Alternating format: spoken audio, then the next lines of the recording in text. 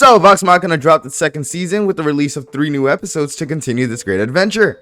A lot occurred in these 3 episodes, including the jaw-dropping ending of episode 3 and the reveal of a mystery character. So before we venture on, we are covering spoilers for the first 3 episodes, so remember that you've been warned. So let's jump right in. In the first episode titled Rise of the Chroma Conclave, the show picks off where it left off last season, with Uriel saying he's stepping down as king. Well, in the middle of his speech, the dragons pull up and begin raining hell on Amon. These 4 dragons are the main villains of the season, and what makes them a big threat is that 4 dragons working together is not normal, since dragons usually don't like working together and don't trust each other. This group of all dragons consists of Thordak, a red dragon who is their leader and goes by the Cinder King. Okay, moving forward, don't judge me, I'm gonna pronounce these all wrong. But then there's Umbraso, an acid dragon, Vorgal, an ice dragon, and Rashan, a poison dragon. Sorry if I mispronounce this, because I know a lot of you critters are gonna hate me about it. So at the start, we have the people trying to find cover and using magic to shield themselves from the dragons. King Uriel gets taken out by the poison dragon, and Vox Machina gets split up and decide to make their way to Gilmore's shop. In the midst of the dragon's chaos, Vax spots an odd-looking woman who we'll cover later on, so remember her. While making it to Gilmore's shop, Percy gets hit by the acid dragon's attack and barely makes it out, but Pike saves him, so thank you, Pike. The group makes it to Gilmore, or what remains of Gilmore's shop, and find Gilmore on the brink of death. Gilmore's like, take whatever you need, so Grog gets a magical belt, Vex gets some arrows, and everyone leaves Scanlan with nothing but a broom to take. They were about to get destroyed by the dragons at the last second, but Gilmore's like, nah, I'm gonna save you guys. So they teleport to Grey Skull Keep, where they try to come up with a plan to defeat these dragons. That doesn't last long, since the ice dragon shows up and kills some refugees that were trying to get their way to Vox Machina because they wanted some refuge. And Vox Machina's like, bro, we ain't got no time. So they flee to Whitestone. Upon making it to Whitestone, Grog encounters a sus girl with green eyes, so keep an eye out for her, because I feel like she's very important. And the team heads to the castle to try to figure out what to do. Scanlan gets scared because he's like, bro, I don't want to die trying to save these people. And the group's like, look, we're all scared, but they're like, we can make a change to help. And then they all look at what remains of Whitestone because they're rebuilding it, and they're like, look, we did this. So they decide to go to Vasselheim, since it's the oldest and strongest city in the world, and they're like, bro, if it's strong, it got some help we could use. So Keyleth opens a portal there, so now we're in episode 2.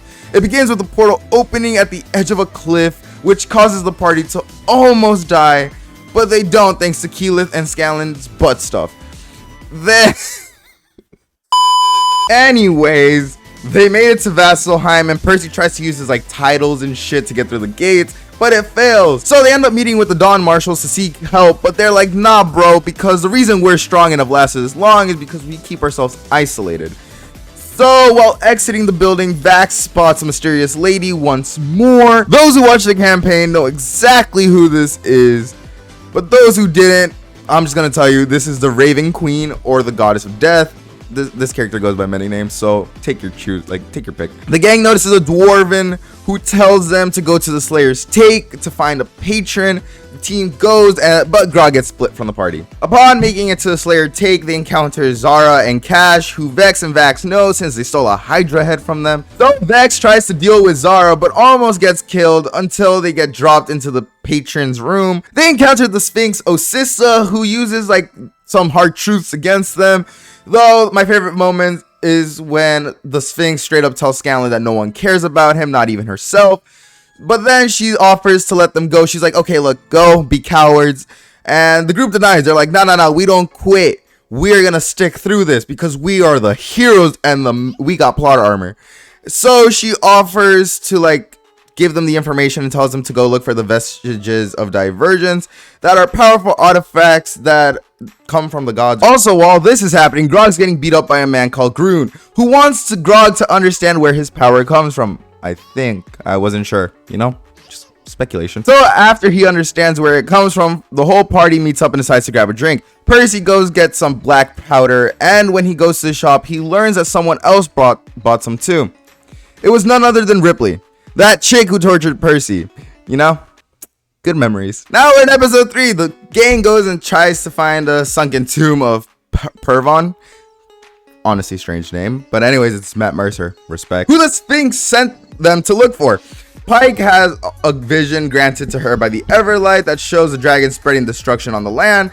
The group had found Mary Bladelock, but they didn't see the tomb. Scanlan skates on the frozen ice trying to see if he could find it, which failed because he almost gets killed by some fish people. But then Zara and Cash, who had followed them, is like, okay, I'm gonna save you guys. But this leads Vex and Vax to be on high alert because they're like, these motherfuckers ain't to be trusted. They set up camp and discuss the tomb, and Grog puts on the belt which was given to him, which he took, and it gives him a beard which makes him look like Kratos. While this is all happening, Vex and Vax have some flashbacks about their dad, who's a total dick, and about them two running away. So the next day they make their way to the tomb that's underwater, and upon entering encounter traps and get split up once more. They fight fish people, and while this is happening, Zara and Cash are like, this is our chance, we can go find the tomb and take the treasure for ourselves. They find the room and enter the hidden room, which they believe encases the tomb, but it doesn't. Vox Machina finds the correct sarcophagus, and Vax goes down a deep hole and finds another sphinx, like a picture of him.